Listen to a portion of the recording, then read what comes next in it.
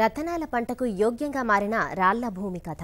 కాలం చేసిన తండ్రి జ్ఞాపకార్థంగా ప్రయోగాత్మకంగా వ్యవసాయం చేస్తున్న కర్షకుడి గాథ. జలం లేని చోట వాననీటిని ఒడిసిపట్టి వ్యవసాయ ఉద్యాన పంటలకు జీవం పోశారు. ఏకంగా చేపల పెంపకాన్ని చేపట్టారు. మొత్తంగా సాగు అనుబంధ రంగాలను ఒకే చోట మేళవించిన ఈ స్మృతి క్షేత్రం తోటి రైతులను అబ్బురపరుస్తోంది.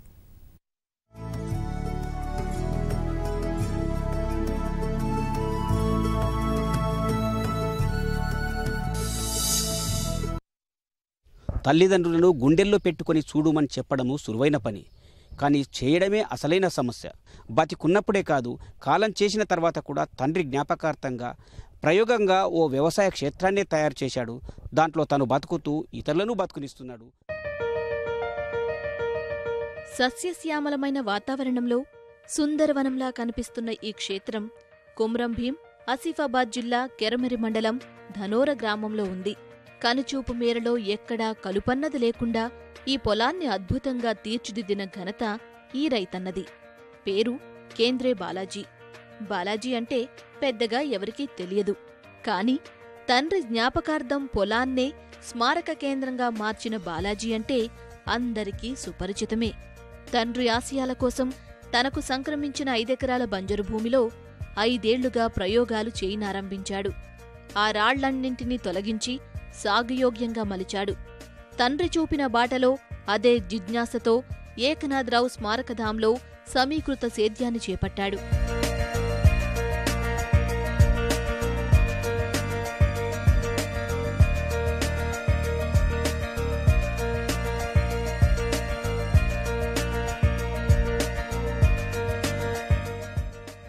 ఇక్కడికి రాగానే వివిధ రకాల పూల మొక్కలు ఆహుతులను స్వాగతం పలుకుతుంటాయి. బాతులు, కోళ్లు, పశుపక్షాదులతో జీవ వైవిధ్యం కనిపిస్తోంది. నీటి సంరక్షణ కోసం ఏర్పాటు చేసిన ఇంకుడు గుంతలు, అరటి, యాపిల్, సంత్రా, దానిమ్మ, నిమ్మ, మామిడి తోటలు ఆహ్లాదాన్ని పంచుతుంటాయి. నీటి యాజమాన్యంలో భాగంగా అమర్చిన బిందు, తుంపర సేద్యం పరికరాలు ప్రతి మొక్కకు జవసత్వాలు తొడుగుతుంటాయిక్కడ. మా నాన్న వ్యవసాయదారుడే. ఆ నాన్న పేరు మీద నేను కేంద్రే ఏకనాథరావు గారి స్మారక ధామ్ అని వ్యవసాయ క్షేత్రంలో నేను ఒక ప్రయోగశాలగా మార్చిదిద్దాలని నా యొక్క ఉద్దేశం ఉంది. ఆ యొక్క 5 ఎకరాలలో నేను పండ్లు, సంత్రా, మోసంబి, దానిమ్మ, మామిడి ఇలాంటి దాంతోని ప్రయోగాత్మకంగా యాపిల్ కూడా నేను 2 సంవత్సరాల కిందట నాటినాను. ఇలాగే ఏజీఎస్ కింద నాకు వేసిన కుంట కొంత సంవత్సరం కాలంగా అట్లనే ఉండే. దానికి కూడా నేను వెంబడి తీసుకొని నేను దాని ఉపయోగంలో తీసుకొని ఈ సంవత్సరం కిందట చేపల చెరువుని నిర్మాణించాను. కాలానుగుణంగా నేల స్వభావాన్ని గుర్తిస్తూ పంటల సరళిని పాటించడంలో బాలాజీ ప్రాథమికంగా విజయం సాధించారు. కూలీలు సైతం నమ్మకంగా పనిచేయటం వల్ల ఆశాజనక దిగుబడులను తీస్తున్నారు. ఆధునిక వ్యవసాయ పద్ధతులపై అవగాహన పెంచుకున్న బాలాజీ సేంద్రియ ఎరువులకే ప్రాధాన్యమిస్తూ ఉండటం గమనార్హం. ఇదొక బడి. బడంటే బడి కాదు, పొలం బడి.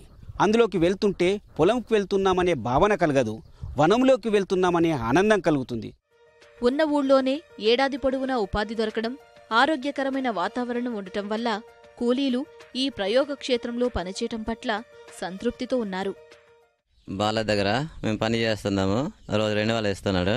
ఎక్కడ పోయేది లేదు మా, కాకపోతే ఇక్కడే బతుకుతున్నాం. మేము 600 రూపాయలు వస్తున్నాయి రోజు, ముగ్గురు కలిసి. ఆ తర్వాత బతున్నాం, మేము కూడా బతున్నాం. అలానే ఎటు పోయలేదు మాకు. ఇంతకుముందు ఇట్లా తిరిగినాము, ఇటు పోయి వచ్చినాము. ఇప్పుడు తిరుగుతలేము, ఇక్కడనే పని చేస్తున్నాం. రోజుకు 200 మాకున్నాయి. ఆయనకు కూడా ఆనందం ఉన్నది, మాకు కూడా ఆనందం ఉన్నది. మేము కోడలి, నా భర్త, నేను ఇక్కడనే పని చేస్తున్నాం. రోజుకు 200 ఉన్నది ఊళ్ళోనే. గెటు పోకడే అప్పుడు 150 కైకులతో పోయినాము. ఇప్పుడు మాకు 200 వచ్చింది, అది ఇక్కడనే పని చేస్తున్నాం.